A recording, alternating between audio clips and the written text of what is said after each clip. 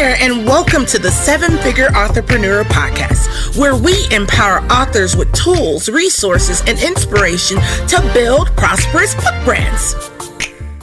Oh, goodness, I am like in my interview zone. So you guys, I'm on like 10-10 today, not just 10, but 10-10. I wish I heard this podcast when I was first starting out, but let's go there. A little bit about Lacy. Lacy is the owner of Black Fox Marketing. She is an accomplished author marketing coach with a passion for empowering writers to share their stories with the world. I'm going to pause there and let Lacy talk a little bit about herself and how she got into this whole marketing world, and we'll get started. Yeah, thank you. I'm so happy to be here. I have truly just had the writer's, the marketer's blood in me my entire life. I remember being a little kid and I'd write stories and have big dreams of being a big author one day. And I'd love to help people share their own stories and come up with creative ideas. So it is something I've been doing pretty much my entire life. I actually have a degree in marketing. I've been working in marketing in the industry for over 16 years. 10 of those I've been working with authors. But honestly, at the forefront, I'm just the same as you. I'm a storyteller. I'm a dreamer. I'm someone that just loves helping people get their stories out there. And that's really what fuels me every single day. Love it. I can hear that it's like in your blood, in your DNA, and that's like gets me really excited. I always tell people they think I was like you, writing from when I was a little kid, but I've always just been a with my mouth storyteller. It was so funny. I could remember the oddest things and embellish upon it and really captivate my family. They were like my first audience. Yeah. Retell stories, imitate people. It was just like my ability to tell stories from 5-6 years old was boom. So anywho, let's get down to some bones and marrow. What exactly is author branding? That's the first part of the question. And the second part is, why is it crucial for new and or struggling authors to understand and develop their brand? Yeah. To put it simply, your brand is your identity as an author. So it really just states who you are, what you're doing, and what your world is about. Whether you're nonfiction, a fiction, any type of author, it just establishes who you are and the voice that needs to come with it. And it is really crucial for you to actually develop your own brand. First of all, I want you to recognize the fact that you have a brand. Whether you're actively doing something to put it out there or not, you have a brand because you have an identity. And I always tell authors, your book is your brand and your brand is yourself. So your books are just an extension of who you are, like your values, your skills, your morals, your beliefs, your life experience wrapped up into the words you're sharing out and giving to your audience and your readers. And when you have a really great brand, a really strong brand and very clear brand, it helps you identify to your readers who you are. It helps you stand out in a crowded market. It helps you attract more readers. It helps you build a loyal fan base, build up credibility, trust, and even establish more visibility with your audience. So it really just makes it very clear of who you are, what you're doing, and why they need to connect with you. I was trying to take some notes over here. Lacy was just dropping it like it was hot. OMG. I love the fact that you said your brand is who you are. Mm-hmm. Now, isn't it interesting how sometimes very simple things are the least understood? So to ensure that we don't lose anyone in that very simple but powerful statement, can you explore that just a little bit more about your brand being who you are? Yeah. So a lot of times authors get into their stories and they get into perspective. I have this great, amazing story. I have a lesson. I have a modality. I have something I want to share with a group of people. And they get caught in the mindset of, I've got to get this book, these words out there, which is a beautiful mindset to be in. But people nowadays, they don't just connect with an item, with a product, which is really what a book is. It's a product that you're trying to sell. It's an idea, but it's still a product that you're trying to package and sell. But they connect with the overall feelings. People buy based on emotions. They don't always buy, they use logic in their decision, but ultimately they buy based off an emotion. And they want to do that. They want to build up this connection with their audience. That's why authors, you can know Stephen King, you can say J.K. Rowling's, and you immediately know their books. You might not know the names of all their books, but you know who they are and what they're about and the quality that they're going to deliver. That's because authors like that have done a really great job of building up a really strong brand. And now they have recognition with people in the industry. Whether those people read their books or not, someone can sit there and suggest a Stephen King book to someone that they know, even if they don't like Stephen King. So it really is about building this experience for your readers, because really that's your job as an author, is to build up an experience with your readers, no matter how they're connecting with you, online, in person, through your books, through your socials.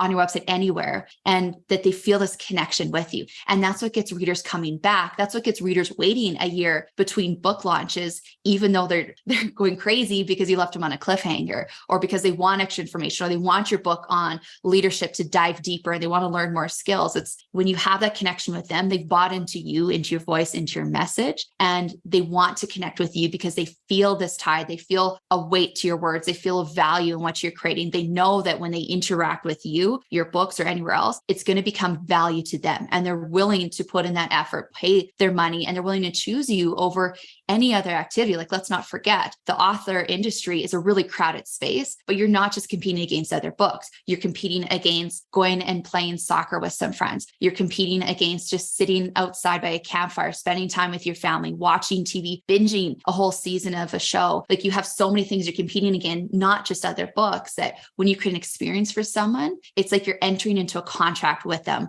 when they're going to sit down and read your book. And when you can do that, it doesn't matter how much you do after for your marketing. It's that experience that keeps them coming back and keeps them following up and keeps them starting to share word of mouth with you, like about your books, to other people that they know. It gets them sharing about it on their socials, gets them signing up on your newsletters, it gets them pre-purchasing your book before it's even released. Wow, wow, wow. I love how you wrapped all of that up in stating that build up an experience. I think it's the first time I've heard someone describe it that way. The experience side of branding, because it really is. They're experiencing your message, your heart, your values, your beliefs, your content through your visual brand before they actually consume your written content. Wow. Now that really lands me to my next question. How can authors identify their unique strengths, values, and storytelling style to create a compelling author brand that resonates with readers? Yeah. So this is always one of my favorite questions, because this is always the part that an author overthinks. So they think it's got to be valid, because again, I understand you guys are coming in, you have this amazing, beautiful story, you have a message, you have a lesson that you want to get across to someone, and you're so focused on creating value for someone, which is the best thing you can do, because that's what's going to make that shift for someone. Because again, it's about experience. It is your words. It is their experience when they're reading your work. But I want you to pull it back and what sets you apart. So look at your writing skills, look at your perspective, look how you describe a scene, look how you lay out a lesson. Do you use quotes? Do you not use quotes? Are you more of a visual type of describer? So you describe what the scene looks like, or are you more of a dialogue based writer? Do you get more to the point? Are you more of that humorous, right? Think about what sets you apart in terms of your writing style.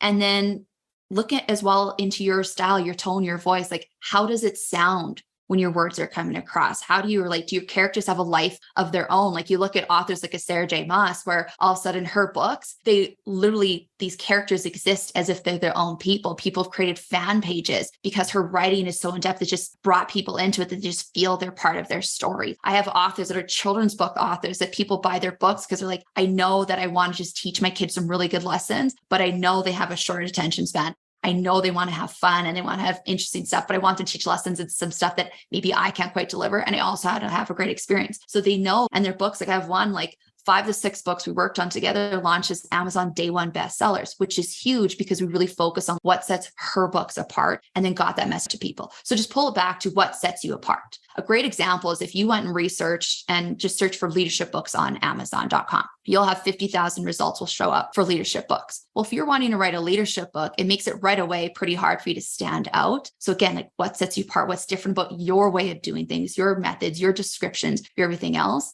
And then understand, why would someone choose you then for it? And then you kind of just honor that in your writing and your messaging and your social media posts and getting your characters out there and building your memes and everything else you're doing to promote it.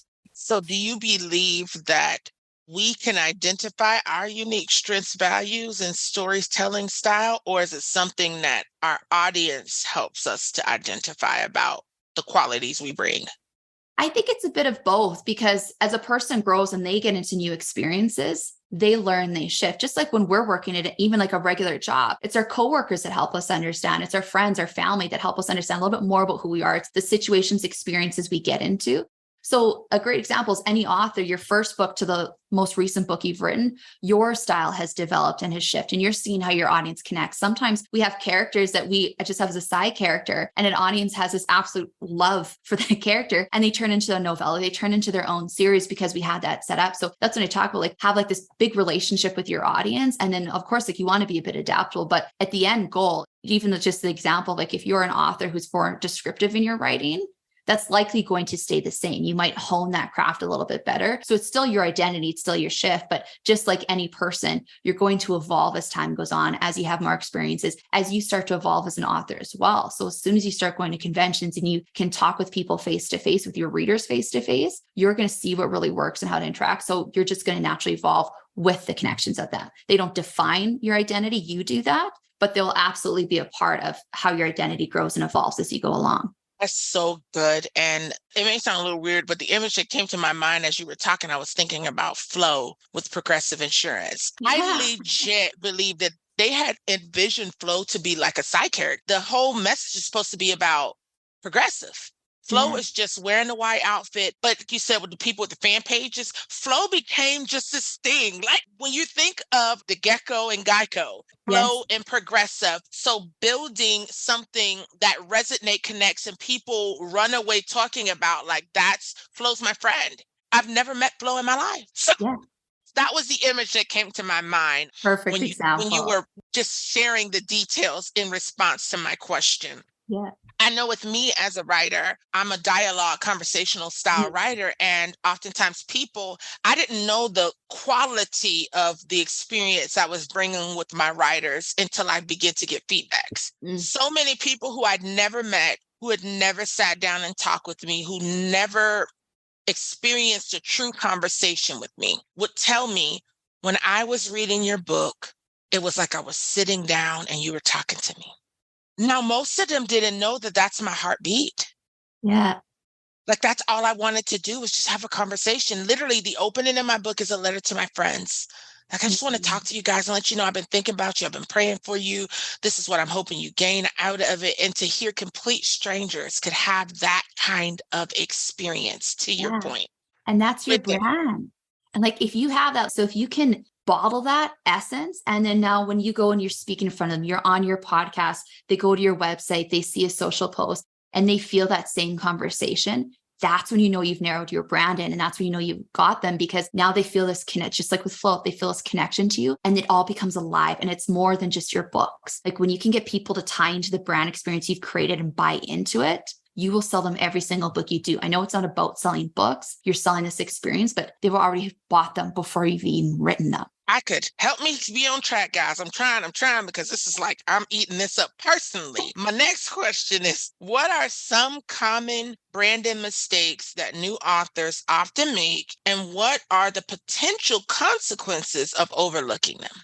Yeah, some common brand mistakes that authors and new authors often make is they really don't have consistency in their messaging. They don't have clarity in their messaging. So they're not post on a consistent basis, but they're also not using a consistent voice, a consistent wording or messaging. They aren't clear in what they're actually trying to get across. So they're just focused on, I just got to get a message out, but they've forgotten about the end reader. So they've forgotten to make sure that that end reader knows that it is for them, that they're showing up consistently, that they're continuing to create content, and not just books, but also novellas, short stories, little updates and sneak peeks and all that other stuff. And then you're showing up all the time, and they forget, or they undervalue certain assets that they have. And that's fine. Like a website, it hasn't been updated. They almost sometimes forget, like it's actually a frustration point for an author when they've loved your work. They've read 2 out of 3 books, and book 3 shows that it should have been published a month ago and you haven't given any updates on it. It hurts your readers. They lose trust. And that's where we get into the consequences of overlooking your brand and not being consistent. Is you lose that trust and ability and credibility with your audience that you work so hard to build up. You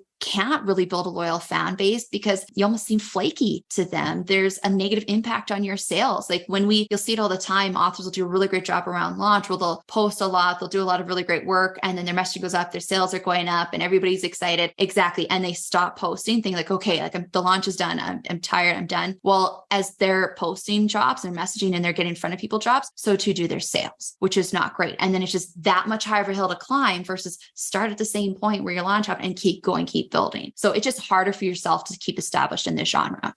I know I keep coming up with some weird examples, but when you were talking and describing about the importance of consistency and clarity, think about like your favorite restaurant, whether it's a franchise win or not. And man, you know that meal or those pieces on the menu that you just like get your mouth all watering for, Yeah. and you're ready to go eat. And then you go there and it doesn't taste the same. Yeah. And then what do you usually do? I get upset. Yeah. And then you I might not take even that go thing, back. I take it extremely personal. Yeah. And I think because of what we're dealing with authors, it's more intellectual assets and products. We don't see the impact of inconsistency as overtly as you would as me changing an ingredient on a cake. Yeah. But it is still as impactful, right? Well, and that's the thing. It's like authors, usually when we hit these stumbling blocks, it's because we're stuck in this place of self. We're thinking it's my story. I have to get out. It's my social pages. And that's fine. It's your responsibility, but you're not keeping the focus on, but it's their busy life, their 2 hours that they're going to grab. They're staying up maybe to 1 a.m. to read. They're wanting updates. They're just needing, it's like, it is their feelings that matter. You are writing your books, yes, but you're creating the experience for them, which your books are going to be delivering on. So you have to think about that because yeah, if you make a promise and you don't deliver and you don't really communicate that, just like if you're in a relationship and you ask your partner for something and you say like, I really need this to feel loved, feel secure, to feel safe, and they don't deliver that, it's hard to trust when they say like, okay, yeah, like I'll make a change, I'll make a shift. It's really hard to trust that. And when they do it again, it's hard to trust that maybe it's just a one-off. It's not going to happen again. You do so much more damage to your brand and to your stories. Like you've done all this work to write your stories and build these beautiful characters, build these incredible worlds, or just create these lessons that are going to change someone's life for the better. And then you don't deliver on the rest of it. It's not going to get out there. It's not going to shift. It's not going to do an impact. So you're just doing yourself a disservice as well. Stuck in self. Lacy, you almost took me for around the corner. I'm going to try to stay focused after that one because that was good, guys. Point is, you got to make what you're doing about the people you're doing it for. Yes. And not just about yourself. Wow. How can authors identify and articulate their unique selling proposition to effectively differentiate themselves in the market and build a loyal and engaged fan base?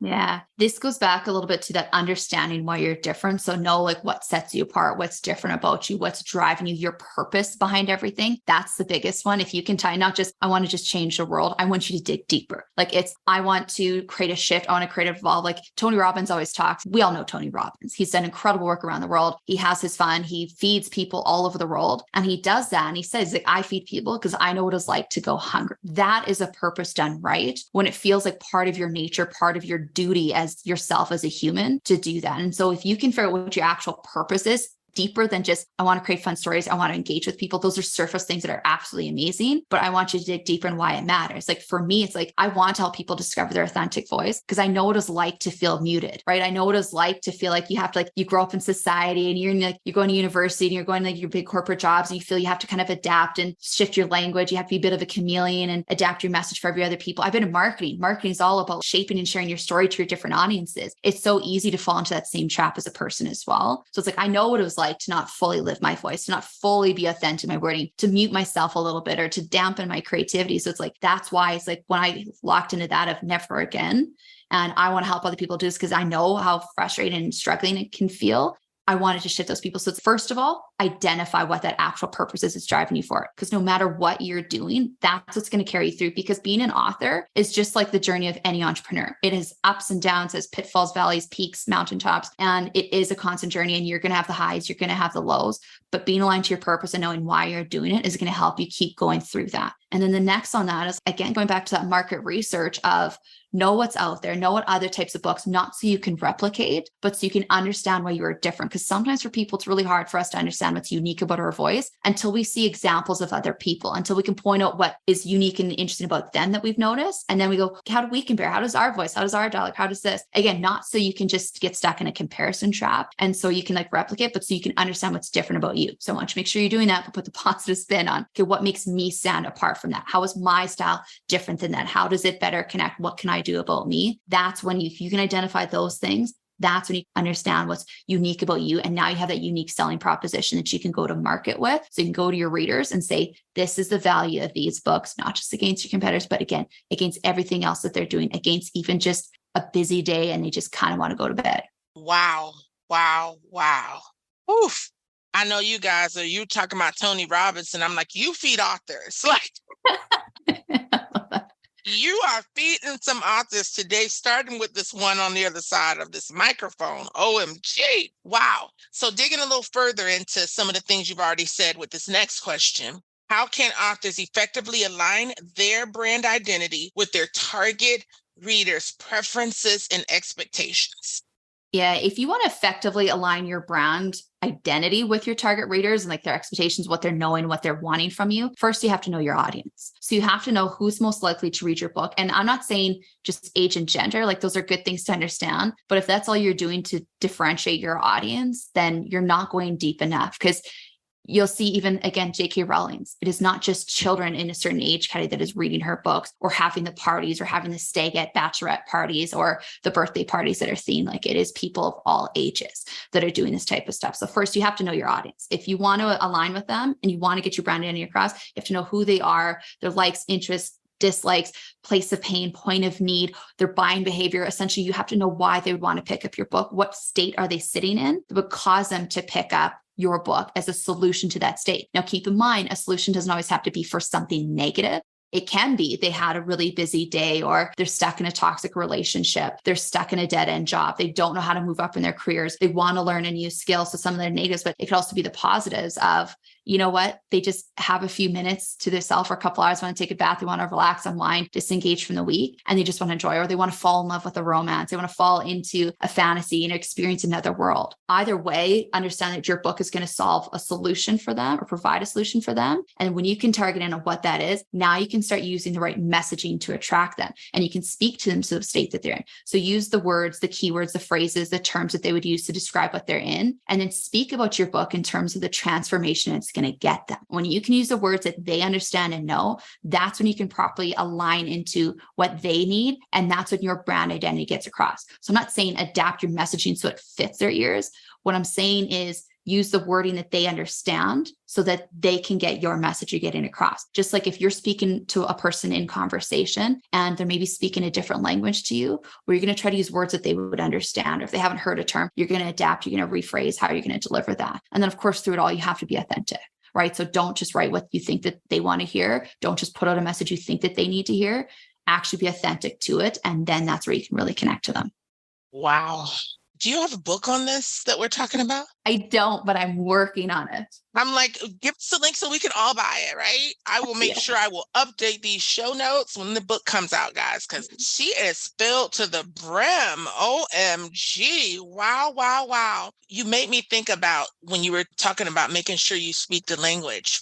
I'm a mom of 5 kids. So at one point in my life, I had to learn how to speak toddler. Yeah. Then I had to learn how to speak preschoolers and then so on and so forth. Now being a mom of mostly teens and adult kids, I've had to transition to learning how to speak teenage and adult. The evolution of the language that we use to engage our audience. Can you speak to that? Yeah. And I love that you gave that example because it's such a great one because it's about getting them to know you. It's another good example is when you find a new friend or you're in let's give the example of being in a new relationship. So you meet someone for the first time, however you met them, the way you speak to them is a little bit more surface, a little bit more exploratory. You're kind of saying like, here's some likes, here's some interests. You're testing out some different things. I'm not saying you're being fake, but I'm saying like, hey, like I like these types of sports. What do you like? Or I like these types of things. These are my hobbies. This is what I like to do. And cooking, I like to cook this style. So you're giving in and seeing where you connect with them. It's kind of the same thing for a brand new author with your audience. Hey, I've created these characters and this is what I'm thinking for the world. And this is how they relate. And you kind of test out some different things. You're seeing how they relate to characters. Maybe it's because you want to determine if you need to kill off that character or not, but you're kind of wanting to see like what they're going to connect in 5. So you're doing like your initial research, you're beta testing almost your audience. You're seeing like, is there a fit? Is there alignment for this? And then you deepen. So as that relationship starts to grow and they've read some of your work, they've started to buy and going like, I really enjoy this. This is pretty cool.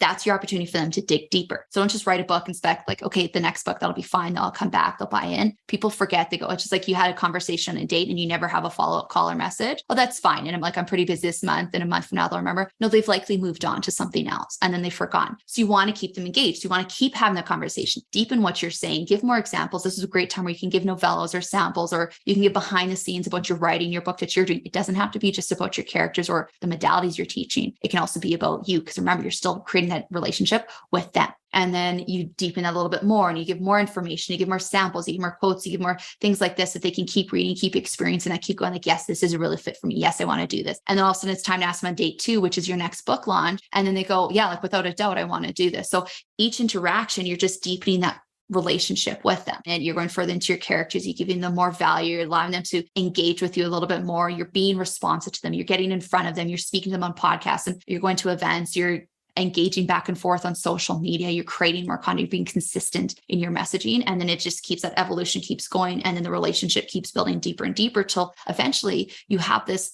fan base of these raving fans that all you really have to do is send an email. Hey, like the next book is launching a year from now, pre-sales on now, and then just go and buy it right away.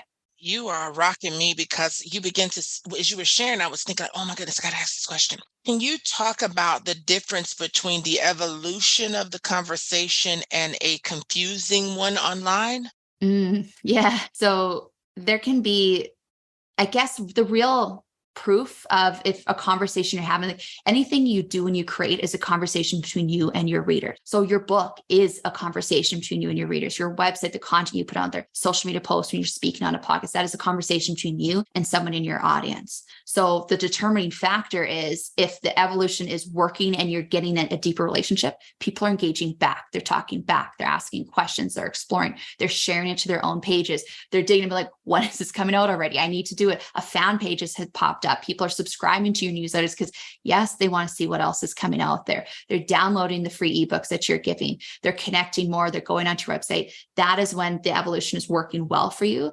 When your messaging is confusing, it's not so much you're going to be in a back and forth and then they're going to sit there and go, I don't get what you're saying. Can you explain it? No, they just won't actually engage. They're not even going to like it. They're not going to comment back. They're not going to share it because they feel it doesn't seem right for me. Consumers are very quick to judge if something fits because we're in a really busy space nowadays. Like the world itself, our environment is very busy. We don't have a lot of time. COVID kind of slowed us down for a couple of years, but we're really back to that same busyness level before, where we look at our value or worth a lot of times in terms of what we achieved, what we finished, what we accomplished. So if something feels like it's not going to be a fit for them, they're not even going to go down that road because they don't want to risk that time. They want to pull time away from their family, their friends, their self. They don't want to spend their budget or their money on something, even if your book is a $3.99 like ebook. They don't see it as a value. They're not going to buy it. So if your conversations are confusing, the only way you'll know is you're not getting that engagement back. You're not getting the sales. You're getting ads and you might get some likes, but then nobody's actually buying the books. Something is broken in that conversation. So they don't, even if it is the absolute perfect book for them and it was perfect for helping them move to a situation, relax,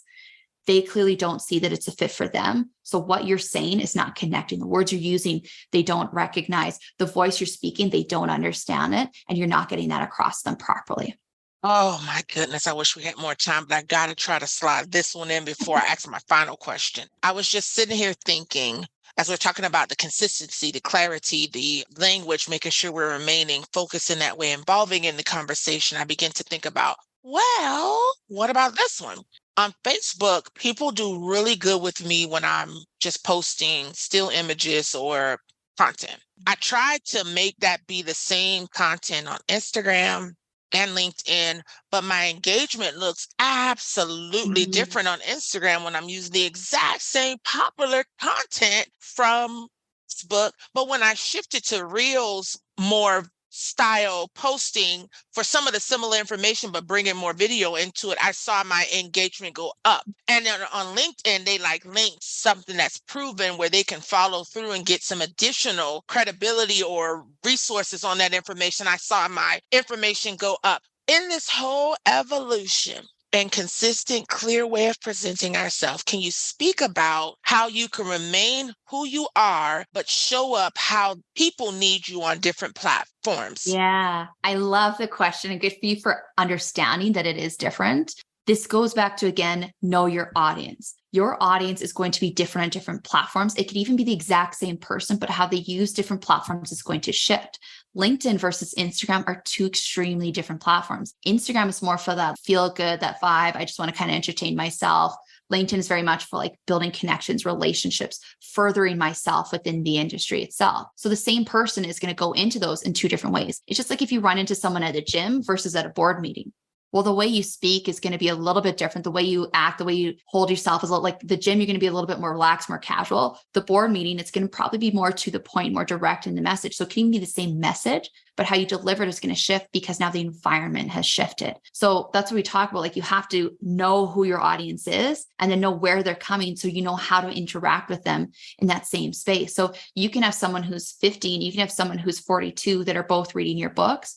But the way you talk about that book is going to be a lot different. It's the same core message, same theme, but the actual story that you're getting across is going to be different because they have different interests. So the 15-year-old, you got to think about what they're, again, that point of need, that place of pain that they're sitting in. So why are they going to reach out to your book at that age? Well, at that stage, it is probably more they just want to escape their own burdens, their troubles, their traumas. They feel unheard. So they want to be able to identify with the character in a book and they want to feel understood. They want to feel heard. They want to tie into something. And that could be in the stories, a world that an author has created. At 42, it could be the exact same book, but they know that it's like, I know thyself, but I want to dig a little bit deeper. I want to understand. I don't really need to feel connected with the characters, but I want to like enjoy. I want to create. I want to escape in a very different way. So you do have to understand that there is a difference in all the platforms. And that's why we can have the exact same piece of content go out at pretty much the exact same time on all different platforms. And some might go well, some might not work as well. And again, like it could be just because a person just wasn't on Instagram at 6 a.m., but they were on LinkedIn, but maybe they were on Twitter later on, or they're on TikTok at a different space. So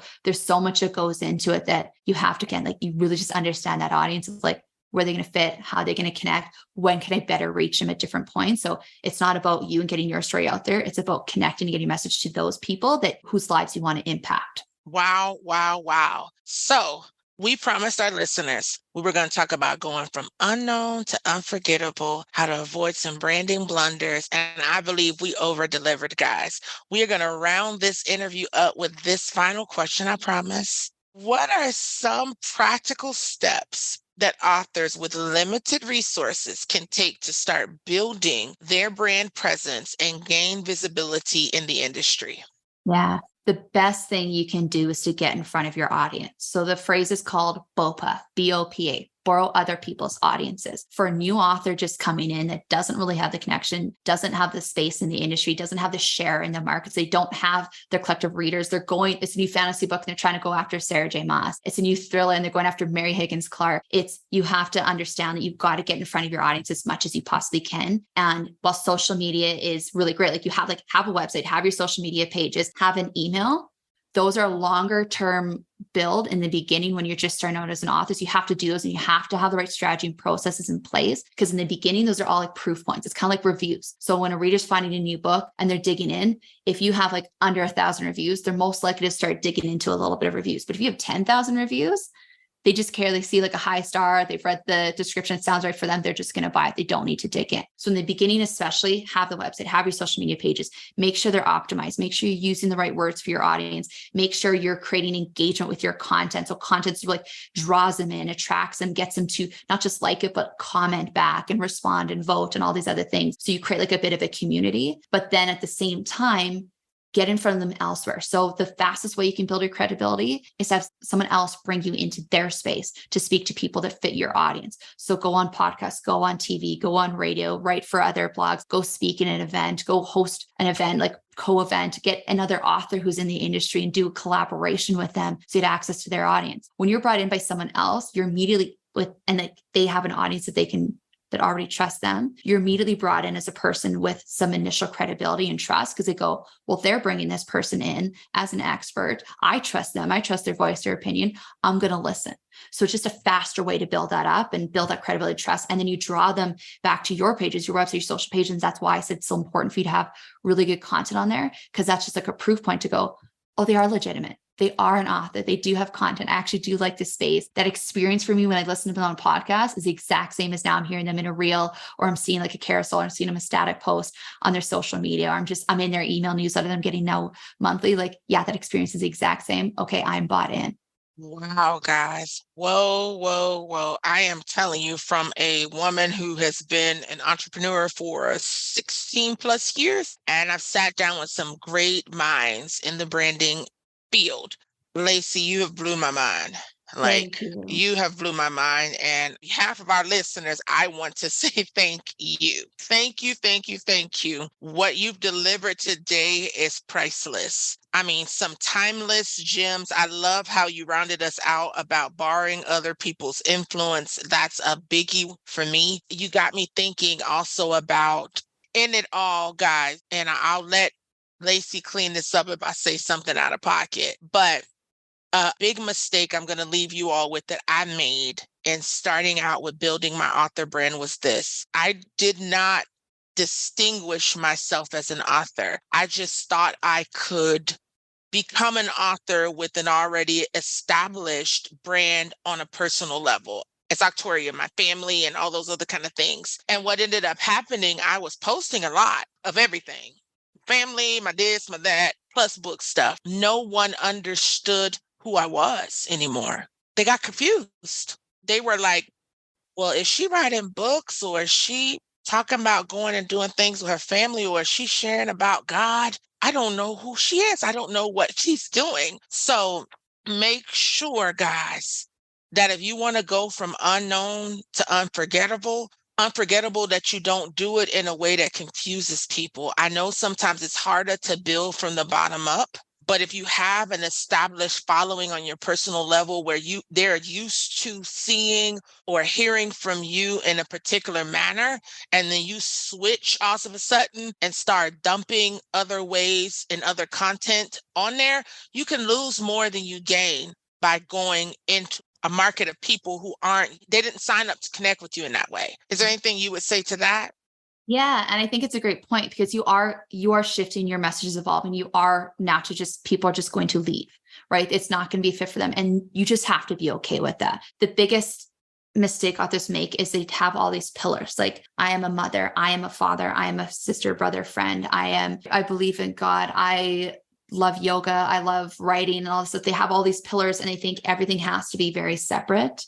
When you are your most authentic and aligned, it is when you understand that all of those things are part of your brand. And that's why I talk like your book's your brand is yourself, because your book is an extension of everything about who you are. It's not just the way you write that becomes part of your brand. It's the way you connect, the way you engage. And that's why it's so important for you to share with people along your journey, so that they understand why this evolution is happening. They understand why the shift is happening. Like, you can have posts and still post about your family, your fun, your personal side. You can share about your book. You can share like, hey, it's on sale. You can create like memes and everything about your book. But when you do that and you allow people in and they know like, I'm writing a book and here's a stage and here's where it's at and everything else, they see how it all fits together. So if you're going in thinking I have to be all these separate things, that's why they get confused. And that's why they will just jump out, because they're not clear on why it's a fit for them and why they should care about the picture about you with your kids on a weekend or any of this. Or then all of a sudden you go to sell to them and it feels weird. Like, well, why am I buying? Like, I didn't sign up for this type of thing. So you just have to understand like everything about you, like you already have the brand identity, everything about you is part of your brand. Now you just have to find the way you deliver that out to people, so it becomes a consistent message. Couldn't have asked for a better way to wrap this out. Find a way to deliver it all. I've gotten to that point and I'm grateful. Again, Lacy, thank you so much. Amen and amen. Okay, guys, now it's time to implement. It's time to execute, and it's time to prosper. Until next time.